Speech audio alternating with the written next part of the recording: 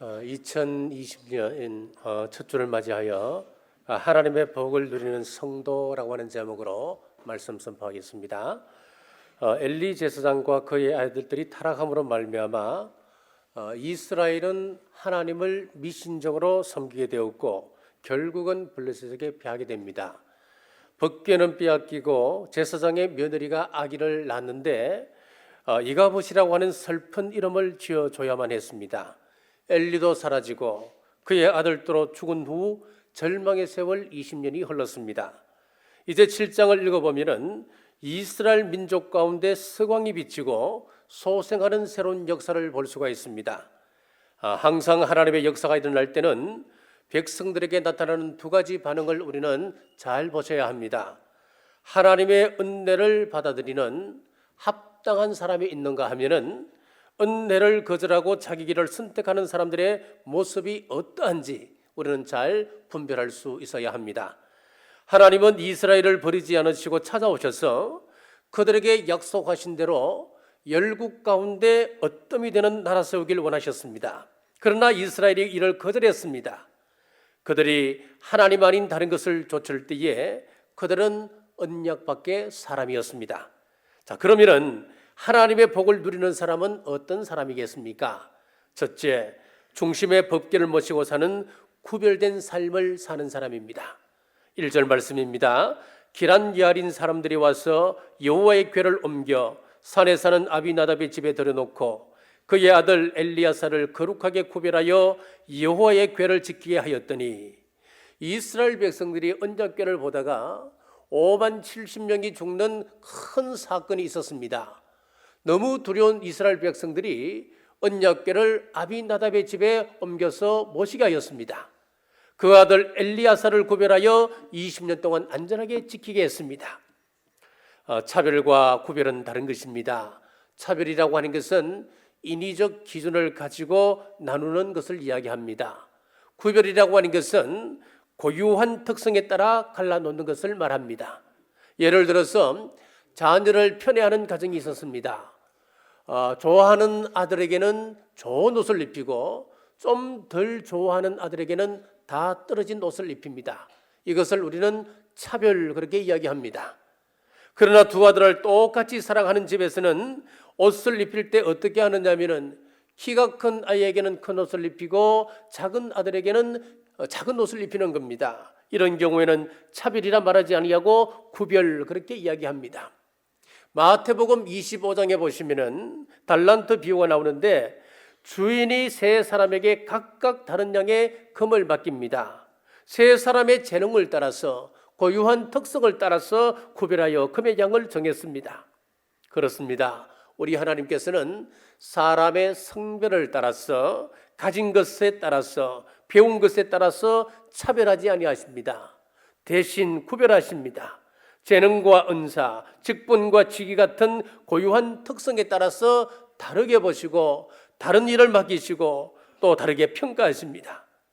자, 그런데 많은 경우 5달란트 받은 사람대로 행하지 아니하고 자기가 많이 받았으면 다른 사람들보다 더 특별한 사랑을 받고 있다고 착각들을 합니다. 자기는 남보다 더 대단한 존재라고 생각하여서 다른 사람을 무시합니다. 홈리와 피느하스를 보십시오. 제사를 집례하는 제사장들이었습니다. 그런데 구별을 차별로 혼돈하여서 특권의식에 사로잡혔습니다. 그러다 보니까 육체가 원하는 대로 행했습니다. 마음에 떠오르는 대로 행하다 보니까 착취하고 군림하는 자리에 올라가게 되는 것입니다. 그러나 본문의 엘리야살은 구별의 의미를 정확하게 이해했습니다. 구별된 사람은 항상 5달란트 받은 사람의 심정을 헤아립니다. 자기가 왜 5달란트를 받았는지, 남다른 재능이 무엇인지 잘 살펴보고 재능을 하나님 앞에서 잘 살려갑니다. 남보다 많은 달란트로 더 잘 섬겨야 한다고 하는 책임감을 가지게 됩니다. 마찬가지로 우리는 세상과 구별된 사람들입니다. 구별된 사람은 하나님과 인격적 관계를 유지하면서 하나님을 사랑하고 사람을 사랑하며 봉불신자를 제자 삼고 교제하고 훈련하는 교회의 핵심 가치를 쫓아갑니다. 엘리야살이 지켰던 언약궤의 역사를 살펴보겠습니다. 이스라엘 백성들이 움직일 때마다 항상 앞에서 움직였습니다. 그리고 이 언약궤가 멈추면 백성들은 그 자리에 멈추었고 그 자리에 장막을 쳤습니다. 장막 정 가운데 언약궤를 모시는 성막을 세웠습니다. 마찬가지로 우리가 새로운 일을 시작하고 어떤 일을 계획할 때 하나님의 말씀과 성령님의 역사가 항상 앞장서도록 해야 합니다. 사고가 생겼을 때 뒤수습해주는 하나님의 그런 축복이 아니라 내 앞에 서서 내가 행할 바를 미리 가르쳐 주시고 어디로 가야 할지 방향을 설정해주는 법궤가 되어야 합니다. 그러려면 우리의 관심사가 중요합니다. 어떤 생각 가운데 사느냐, 그것이 중요합니다. 홈리와 비나스는 육체가 원하는 대로 행했습니다. 생각이 떠오르는 대로 행했습니다. 그러다 하나님으로부터 버림받았습니다. 그러므로 우리는 하나님의 말씀에 대한 구별된 관심이 있어야 합니다. 하나님과 인격적 관계를 유지하면서 더 많이 기도하고 싶고 바르게 살고 싶고 진리대로 행하고 싶은 거룩한 열망이 우리 속에서 일어나야 합니다. 신앙생활한 지 오랜 시간이 지났습니다마는 여전히 화석화된 신앙생활을 합니다. 미신을 섬기듯 자기 기준대로 자기 마음대로 하나님을 섬깁니다. 일주일에 몇 번 예배를 드리고 있는 것으로 1등 신앙인으로 스스로 자위합니다. 사랑하는 여러분, 이런 종교 행위가 아니라 2020년도에는 법궤를 중심에 모시고 구별된 삶을 살아가리라 결단하는 우리 모두 되시길 주님의 이름으로 축복합니다. 두 번째, 주님을 사모하는 사람입니다. 2절 말씀입니다. 괴가 기란 예아림에 들어간 날부터 20년 동안을 오래 있은지라 이스라엘 온 족속이 여호와를 사모하니라. 백성들은 법궤 없이 내 계획과 나의 얕은 지식과 경험을 내세우며 하나님 없는 광야와 같은 20년의 세월을 보내었습니다. 그러다가 백성들이 하나님의 언약궤를 사모하는 열정이 일어났습니다. 우리도 이런 삶을 살아가고 있지 않습니까? 내 계획과 내 지식과 내 경험을 앞세우고 나가진 않습니까? 2020년엔 하나님의 백성들처럼 하나님의 말씀을 사모하는 열정이 일어나시길 바랍니다. 좀 더 하나님과 친밀해지기를 원하는 마음이 일어나고 좀 더 하나님과 가까이 가고 싶어하는 갈증이 일어나며 하나님의 뜻을 이해하고 하나님의 뜻 가운데 행하기를 원하는 거룩한 부담감이 우리 가운데 일어나시길 간절히 바랍니다. 이것이 회복되면은 시편 107편 9절 말씀해 보시면은 그가 사모하는 영혼에게 만족을 주시며 줄인 영혼에게 좋은 것으로 채워주시미로다. 줄인 영혼을 채워주신다, 만족스럽게 만들어주신다라고 약속하고 계십니다. 시편 42편 8절에서도 낮에는 여호와께서 그의 인자하심을 베푸시고 밤에는 그의 찬송이 내게 있어 생명의 하나님께 기도하리로다. 계획한 일들이 내 뜻대로 이루어지지 아니하고 사방이 깜깜해 어디로 갈지 무엇을 해야 할지 예측할 수 없는 절망의 밤중에 기도하고 하나님의 마음을 찾는 마음, 이것이 주님을 사모하는 마음입니다. 사모하면 3절에 이렇게 말씀합니다. 이방신들과 아스라답을 너희 중에서 제거하고 너희 마음을 여호와께로 향하여 그만을 섬기라. 그리하여 너희를 블레셋 사람의 손에서 건져내시리라. 영적 마귀 블레셋의 손에서 건져내어 주신다 약속하고 있습니다. 우리가 기도해도 응답받지 못하는 이유가 무엇일까요? 이사야 59장 1절에서 3절의 말씀에 보면 여호와의 손이 짧아 구원하지 못하심도 아니요 귀가 둔하여 듣지 못하심도 아니라 오직 너희 죄악이 너희와 너희 하나님 사이를 갈라놓았고 너희 죄가 그의 얼굴을 가리어서 너희에게서 듣지 않으시게 함이니라. 이는 너희 손이 피해 너희 손가락이 죄악에 더러워졌으며 너희 입술은 거짓을 말하며 너희 혀는 악독을 내미라 라고 했습니다. 우리가 도움의 손길을 뻗어 하나님으로 향할 때에 하나님께서도 손을 뻗어 돕기를 원하시는 것이 우리 하나님의 갈망입니다. 육신의 부모도 자녀가 잘 되기를 원합니다. 자녀에게 어려움이 있거나 사고가 나면 속상해합니다. 그런데 아들을 죽여서까지 우리를 구원하시기 위해서 이 땅에 오신 하나님께서 우리가 잘못되도록 원하시는 것, 그것 상식적으로 맞지 않습니다. 그런데도 왜 하나님의 자녀들의 위로가 없고 소망이 없는 생을 살아야 합니까? 죄 때문에 그렇다 그랬습니다. 우리 속의 죄악이 하나님과의 사이를 갈라놓았습니다. 그러므로 하나님과 나 사이에 막힌 것이 없는지 장애물이 없는지 살펴보셔야 합니다. 사랑하는 여러분, 2020년엔 내 마음에 하나님보다 더 다른 것이 없는가, 더 즐기는 것이 없는가를 찾아서 제거하고 우리 주님만 사모하시는 우리 모두 되시길 주님의 이름으로 축복합니다. 셋째, 오직 주님 신앙을 가진 사람입니다. 4절 말씀입니다. 이에 이스라엘 자손이 바알들과 아스다롯을 제거하고 여호와만 섬기니라. 여호와만 섬긴다, 이 말씀은 오직 주님 신앙을 뜻합니다. 지금까지 이스라엘은 두 주인을 섬겼습니다. 바알과 아스타롯을 비롯한 이방신과 하나님을 동시에 섬겼습니다. 이것에 대해서 하나님은 영적인 간음이다, 음란한 것이다 하셨습니다. 하나님은 질투하시는 분이십니다. 그래서 이것을 그냥 가만히 보고 지나시는 분이 아니란 이야기입니다. 회개한 사람들의 특징이 무엇입니까? 섬김이 달라집니다. 전에는 바알과 아스다롯 등 가나안의 음란한 신들과 그 문화를 따랐고 세상과 동화되어 살아가는 것이 너무나 자연스러웠습니다. 그들을 따라가지 못하면 도태되고 그들에게 멸시당하고 무시당할까 봐 두려운 마음으로 세상 질서를 따라갔었습니다. 그러나 이제 섬김이 달라졌습니다.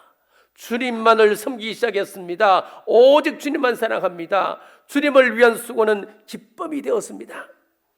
그런데 사랑이 있어지면 의무로 행동하게 되고 여기에는 책임과 또 부담이 되게 됩니다.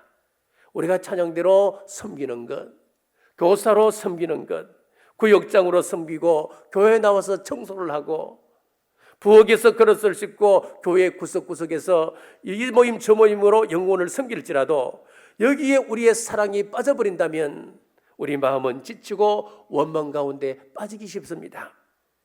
누군가에게 꽃다발을 갖다 주고 선물을 나누는 일, 사랑이 있을 때는 그것이 기쁨이요 감격이지 않습니까? 그런데 사랑이 여기에서 빠져버린다면, 식어버린다면 그것은 부담이요 고통입니다. 이스라엘 백성들은 제사를 지냈고 법궤를 가졌지만 그것을 향한 사랑이 식었습니다. 사랑하는 여러분, 2020년엔 오직 주님 신앙 회복하셔서 기쁨으로 모든 사역 감당하시는 우리 모두 되시길 주님의 이름으로 축복합니다. 네 번째, 중보 기도자로 자원하는 사람입니다. 5절 말씀입니다. 사무엘이 이르되 온 이스라엘은 미스바로 모이라. 내가 너희를 위하여 여호와께 기도하리라. 예수님을 닮아가는 성숙한 사람의 특징은 중보의 기도를 드리는 사람입니다. 내 기도도 중요합니다. 내 기도도 산더미처럼 많습니다. 하지만 남을 위하여 중보 기도하는 사람은 예수님을 만난 사람의 특징 중 하나입니다. 마음이 아파서 기도할 수 없을 때, 삶에 지쳐 기력을 잃고 어둠의 권세에 눌려 있을 때 누군가가 나를 위하여 기도하는 중보의 손이 필요합니다. 자녀들이 잘 되길 원하는 마음은 누구나 동일합니다. 다 같이 사춘기를 지나고 방황의 청소년기를 지납니다. 아이들의 마음이 세상 문화를 따라가려고 할 때에 그 마음을 하나님께 연결시키는 중보기도, 자녀의 영혼과 심성을 하나님께로 돌이키기 위한 눈물로 기도하는 제사장적 기도를 드리는, 중보하는 기도를 드리는 그런 가정에 제사장이 필요합니다. 자, 마찬가지로 우리 교회는 상처받은 사람을 위하여 끊임없이 기도해주는 구역장의 기도가 필요합니다. 교회의 아픔을 나의 아픔으로 여기고 교회를 지키기 위하여 기도하는 믿음의 어른들이 필요합니다. 이런 분들이 있을 때 우리 교회는 살아있는 교회입니다. 중보 기도자가 많이 일어날 때 그 교회는 소망이 있습니다. 하나님 손에 붙들립니다. 마지막 때 사명 감당할 수 있는 교회가 될 수 있습니다. 6절에 보니까 그들이 미스바에 모여 물을 길어 여호와께 붓고 그랬습니다. 물을 길어 여호와 앞에 붓는다, 이 말은 내 마음과 정성을 당신께 붓겠습니다, 하나님께 마음을 드리겠습니다 라고 하는 표현입니다. 사무엘이 이스라엘 백성들을 위하여 중보 기도할 때에 백성들의 마음이 하나님께로 향할 수 있었다라고 하는 이야기입니다. 마음을 돌이키면 역대하 16장 9절에 여호와의 눈은 온 땅을 두루 감찰하사 전심으로 자기에게 향하는 자들을 위하여 능력을 베푸신다니 라고 했습니다. 교통경찰이 순찰차를 타고 다니면서 사고가 일어난 지역을 적극적으로 수습을 합니다. 마찬가지로 여호와의 눈은 감찰하는 눈으로서 사람을 찾고 있습니다. 전심으로 하나님을 향하는 자들을 찾아서 능력을 베푸신다 했습니다. 전심으로 하나님을 향하여 기도하시는 우리 모두 되시길 주님의 이름으로 축복합니다.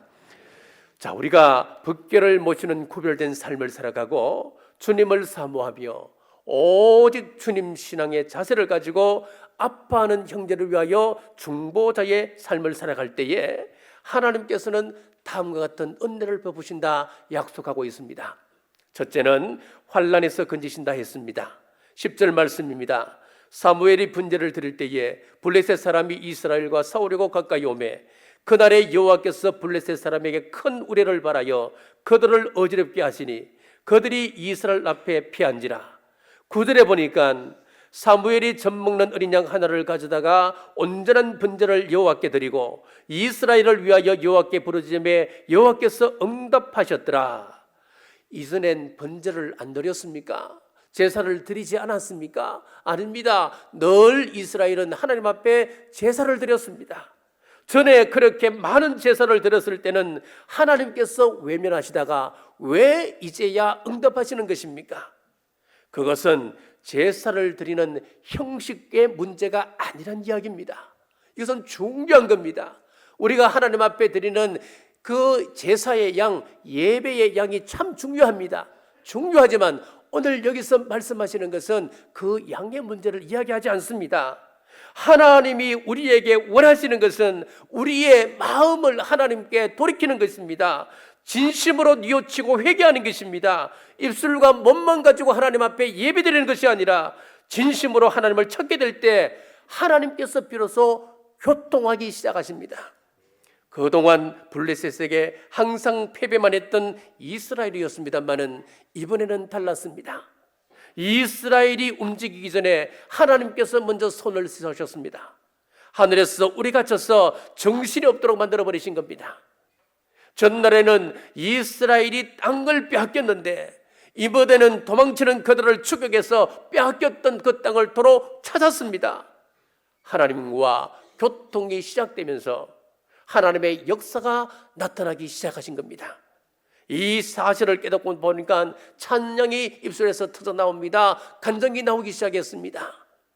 하나님께서 나를 떠나신 줄 알았는데 그게 아니었군요. 하나님께서 우리 조상 야곱과 동행하셨던 하나님께서 나를 홀로 버려두지 않으시고 이 자리까지 오셔서 우리를 돕고 계셨구나. 여기에 우리가 기념비를 세우자. 그래서 이 기념비를 볼 때마다 우리의 마음을 새롭게 하자. 이 기념비를 후대에 전수해서 그 후손들에게 간증을 남기자. 기념비를 남기고 에벤에셀이라 이름을 붙였습니다. 에벤에셀의 이름의 뜻은 하나님께서 여기까지 우리를 도우셨다라고 하는 뜻입니다. 두 번째는 회복과 평화의 은혜를 주십니다. 13절에서 14절입니다. 이에 블레셋 사람이 굴복하여 다시는 이스라엘 지역 안에 들어오지 못하였으며 여호와의 손이 사무엘이 사는 날 동안에 블레셋 사람을 막으심에 블레셋 사람들이 이스라엘에서 뺏었던 성읍이 에그론부터 가드까지 이스라엘에게 회복되니 이스라엘이 그 사방 지역을 블레셋 사람의 손에서 도로 찾았고 또 이스라엘과 아모리 사람 사이에 평화가 있었더라. 블레셋 사람들에게 빼앗겼던 성읍을 회복했습니다. 그리고 한 걸음 더 나가서 아모리 사람들과 이스라엘 사람들 사이에 평화가 이루어졌습니다. 늘 불안하고 염려 가운데 언제 쳐들어올지 언제 뺏어갈지 알 수 없는 불안한 삶을 살았습니다. 오죽했으면 그들의 인사말이 샬롬이겠습니까? 평안이겠습니까? 이랬던 이스라엘의 평화가 온 것입니다. 사람이 만든 평화가 아니었습니다. 하나님께서 만들어주신 평화였습니다. 사랑하는 여러분, 우리에게도 에벤에셀의 기념비가 있어야 합니다. 간증거리가 있어야 합니다. 주님이 나와 동행하심으로 말미암아 내가 잃었던 것들을 이렇게 되찾았다고 하는 간증들, 자녀에 대한 간증, 사업에 대한 간증, 건강에 대한 간증, 가정 회복에 대한 간증, 인간관계 회복에 대한 간증들이 차고 넘쳐야 합니다. 마가복음 5장 18절에서 20절에 보면 예수께서 배에 오르실 때에 귀신 들렸던 사람이 함께 있기를 간구하였으나 허락하지 아니하시고 그에게 이르시되 집으로 돌아가 주께서 내게 어떻게 큰 일을 행하사 너를 불쌍히 여기신 것을 내 가족에게 알리라 하시니 그가 가서 예수께서 자기에게 어떻게 큰 일을 행하셨는지를 대가분리에 전파하니 모든 사람이 놀랍게 여기더라. 여기 보시면은 귀신 들렸던 한 사람이 예수님께 고침을 받고 그 은혜에 감격하여 예수님을 찾아갔습니다. 예수님, 나를 제자로 삼아 주십시오. 그런데 예수님께서는 아니다, 집으로 돌아가서 하나님께서 내게 어떤 큰 일을 행하셨는지 가족에게 이야기하고 그것을 증거하라 그랬습니다. 이 사람이 돌아가서 그 온 지역을 다니며 예수님께서 행하셨던 큰 일을 증거하기 시작했습니다. 그렇습니다. 우리의 가정에 간증의 기념비가 있어서 절망의 자리에서, 슬픔의 자리에서, 실패의 자리에서 에벤에셀의 하나님께서 여기까지 돕고 계셨음을 우리 자녀들에게 선포하고 끊임없는 간증거리가 넘쳐나시길 주의 이름으로 축복합니다. 법궤를 모시고 사는 구별된 삶과 우리 주님만을 사모하고 오직 주님 신앙 견지하며 기도하며 나갈 때 우리 하나님께서는 환난에서 건지십니다. 생업을 회복시키시고 원수와 화목하게 해 주십니다. 그렇습니다. 이 말씀은 만고불변의 진리입니다. 우리 하나님의 말씀은 시공간을 초월합니다. 어느 시대에 이 말씀이 기록되었다 하더라도 그 시대만 적용되는 것이 아니고 우리의 과거부터 현재와 미래까지 이 말씀은 동일하게 역사하시는 하나님이십니다. 여러분 가정에 어떤 문제가 있습니까? 어떤 환난거리가 있습니까? 하나님과의 바른 관계 회복을 원하십니까? 그렇다면 오늘 주신 이 말씀을 따라서 법궤를 모시고 사는 구별된 삶을 살아가리라 결단하십시오. 주님만을 사모하고 오직 주님 신앙 회복하리라 결단하십시오. 기도하며 중보 기도자의 자리로 나가기로 결단하십시오. 그러면 분명히 하나님께서는 여러분 가정에 화목을 주실 겁니다. 평안을 허락하실 겁니다. 우리 가정에 안전을 허락하실 겁니다. 생업을 회복시켜 주실 것입니다. 2020년 이 응답이 하나님을 예배할 때마다 우리 가족이 함께 모여 간증하고 또 우리 성도들이 모일 때마다 찬양하며 에벤네셀의 하나님을 간증하는 은혜를 누리시는 2020년 되시길 주님의 이름으로 축복합니다. 기도하겠습니다. 하나님을 모시는 방법을 나누게 하심 감사합니다. 하나님을 나의 주, 나의 하나님으로 고백하면서도 죄에 찢기고 마음이 짓눌리고 상하여서 저주와 역동으로부터 벗어나지 못한 절망의 세월들을 당연시하고 살아왔습니다. 주님, 이제 우리도 승리를 경험길 원합니다. 회복을 경험길 원합니다. 우리에게도 에벤네셀의 기념비가 있게 하옵소서. 우리와 우리 자녀들 그리고 하나님의 살아계심을 간증할 수 있는 일들이 2020년에는 모든 가정들에게 풍성하게 있게 인도하여 주옵소서. 다시 오실 예수님 이름으로 간절히 기도드리옵나이다. 아멘. 아멘.